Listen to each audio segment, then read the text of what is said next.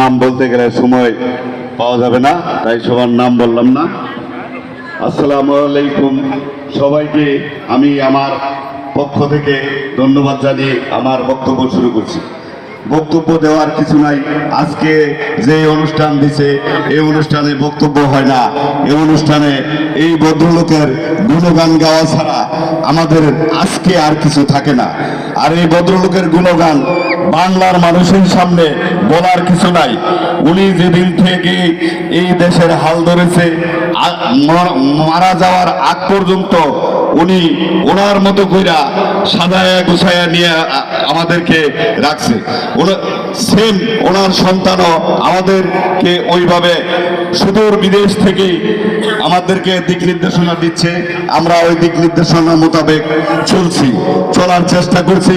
আপনারা সবাই জানেন জিয়া, খালেদা জিয়া, তারেক জিয়া সম্বন্ধে ওনাদের ভাষা বইলা আমাদের বোঝানোর কিছু নাই, আপনারা সবাই জানেন। আজকে ছোট্ট করে বক্তব্য দেওয়ার কথা বলছে, তাই বক্তব্য না দিয়ে ছোট দুইটা কথা বলেই শেষ করছি।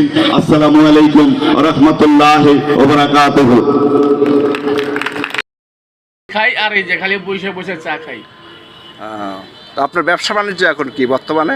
বেকার সমিতির ম্যানেজার। যদি কোনো আল্লাহ যদি আমার চাকরি দেয় তাহলে আচ্ছা, আপনি যে এই যে আপনার শ্রমিক ইউনিয়নের একটা কমিটি করছিলেন, এই কমিটির বিষয় নিয়ে আপনি কত দূর অগ্রসর হয়েছেন একটু বলেন তো আমাকে। আরে ভাই আমি তো পুরোপুরি ভাই, আমি তো পুরোপুরি। এখন তো মানুষের সাপোর্ট পাই না ভাই। যে জায়গায় যাই কয় কত আছে, আগে টেকার কথা কয়।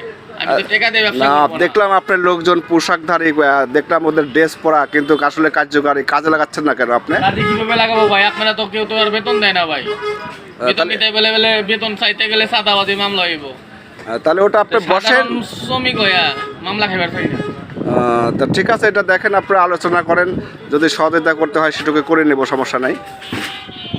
যদি করেন, আপনারা যদি করতে পারেন তো করবেন। ওকে, থ্যাংক ইউ।